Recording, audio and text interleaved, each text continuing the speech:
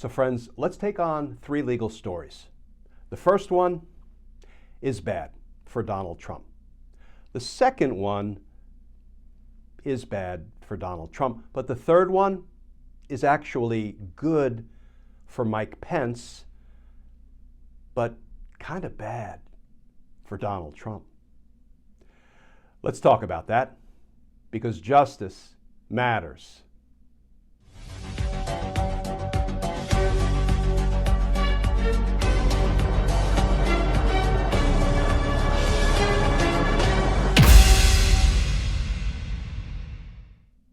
Hey all, Glenn Kirshner here.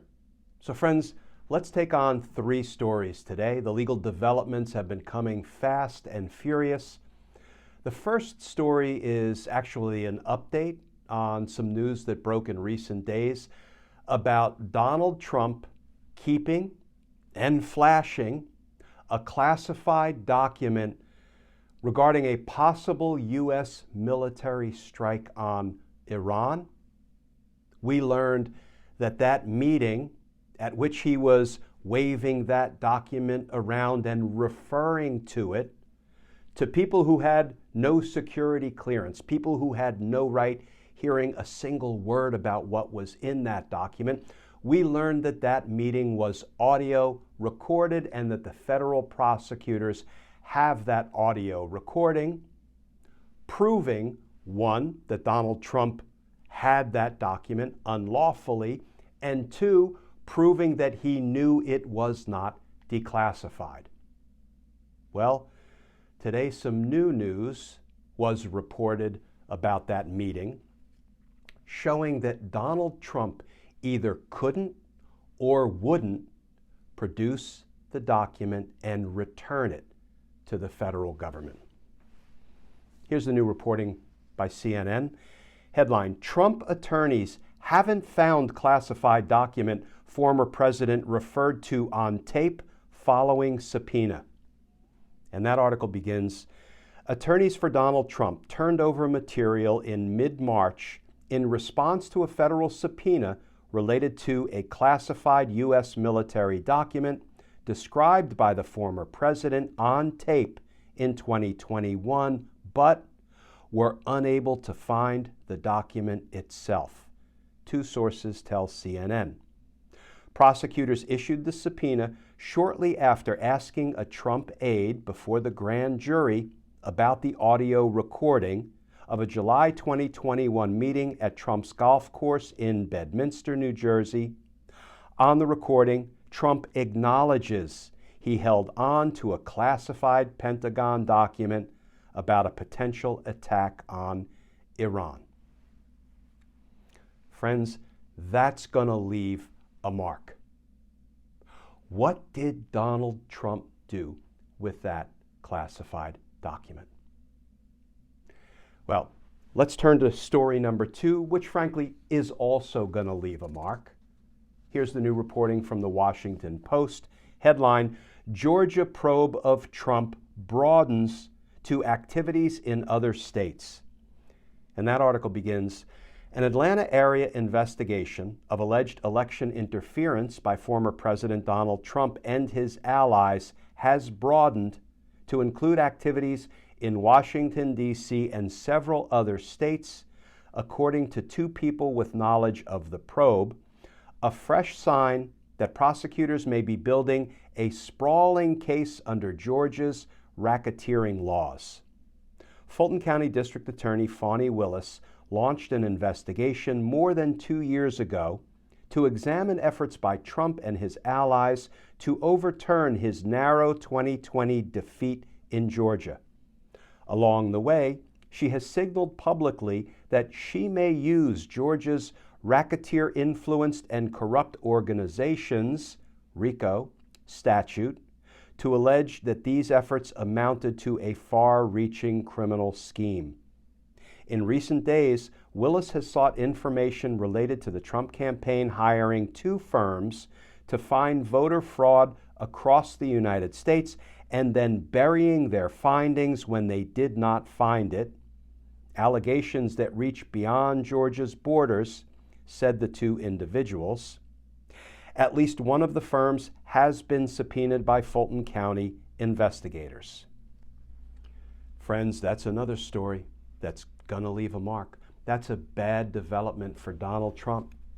That District Attorney Fani Willis is broadening her criminal investigation to include crimes that Trump and company may have committed outside of Georgia, with a view toward rolling them in to a Georgia state RICO prosecution.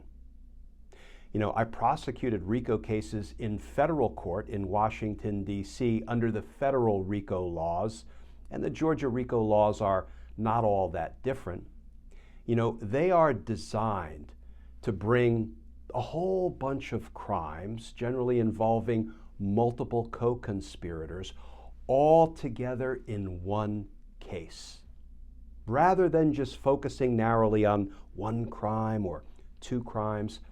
And what that does is it gives the jury the power of context. They get to see all of the criminal activity that Trump and company were engaged in, not only in Georgia, but elsewhere, in their determination to criminally, to unconstitutionally hold on to the power of the presidency. And when you can use the RICO laws to bring that kind of a broad, sweeping, inclusive case before a jury, boy, it typically does not turn out well for the defendants.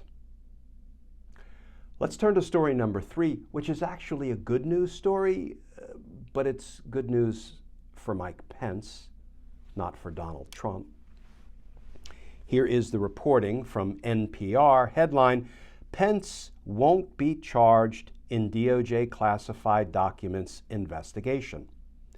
And that article begins, the Justice Department is closing its investigation into classified documents found at the home of former Vice President Mike Pence. No charges will be filed. An advisor to Pence says they are pleased but not surprised at the end of the federal probe. Two sources confirm the Justice Department sent a letter to Pence saying the investigation would close without any finding of criminal wrongdoing. So like I say, good news for Mike Pence, but not unexpected. Why do I say not unexpected? Well, when people leave government service, when they leave the federal government, particularly high government officials, presidents, vice presidents, cabinet secretaries, they pack up their office, they pack up a lot of stuff that they may have accumulated during their years of government service, and they have it shipped to their home or to their private office. And as you might imagine, when it comes to high government officials, a lot of them don't get down on their hands and knees and clear out their drawers and their cabinets and box everything up themselves. They have people box up their stuff for them. So you can easily see how some stuff that maybe shouldn't be boxed up, that shouldn't be removed from the custody of the federal government, ends up being removed inadvertently, mistakenly, accidentally, maybe negligently. But we don't bring criminal charges for something that was done mistakenly, accidentally, or even negligently. We bring criminal charges for something that is done with intent to violate the law, knowing you're doing something wrong.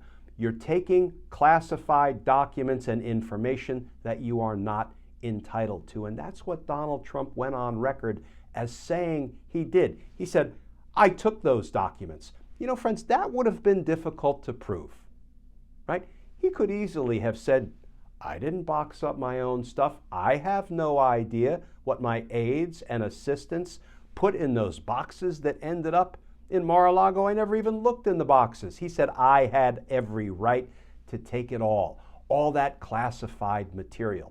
The fact of the matter is he didn't. He didn't have the right to take classified documents.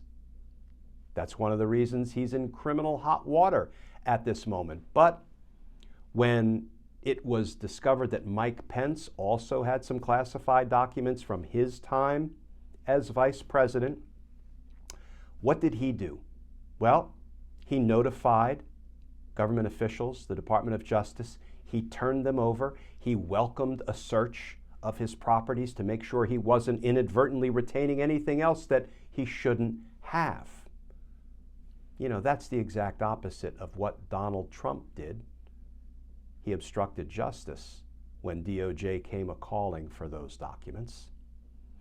So it's not a surprise that Mike Pence has been cleared. He apparently didn't do anything wrong, didn't do anything that was deemed criminal, worthy of prosecution. I do find the timing of this announcement interesting because Mike Pence, we learned recently, is about to formally announce that he's throwing his hat in the ring.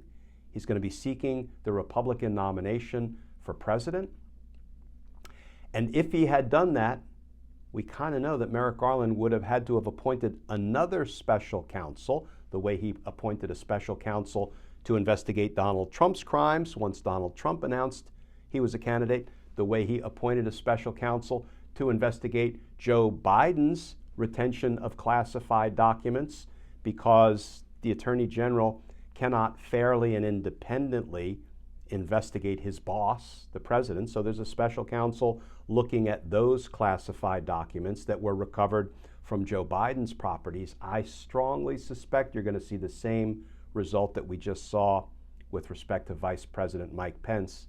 There will be no charges filed, but we'll wait to see what the special counsel says. Donald Trump, of course, did the exact opposite of what both Pence and Biden did. They volunteered that they had found some documents they shouldn't have. They welcomed searches of their property to make sure everything was returned.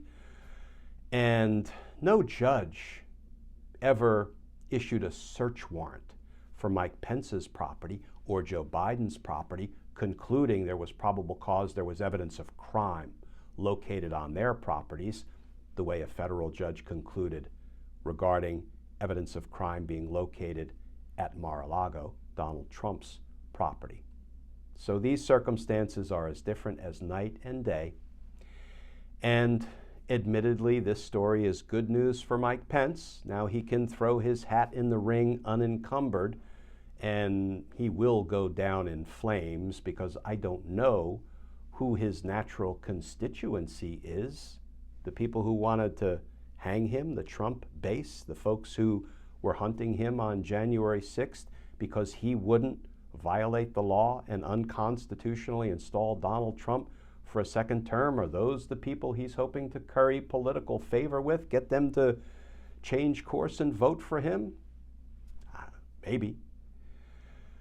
But a good news story for Mike Pence that he can now run unencumbered against Donald Trump certainly doesn't inure to Donald Trump's benefit in any way, nor does the fact that Mike Pence has been cleared and Joe Biden almost certainly will be cleared, that doesn't inure to Donald Trump's benefit either. In fact, I strongly suspect that June will be the month we have long waited for, and we will see Donald Trump indicted for the documents crimes at Mar-a-Lago and elsewhere because he was waving around that national security, national defense information at his golf club up in Bedminster. So we know he was also committing crimes up there.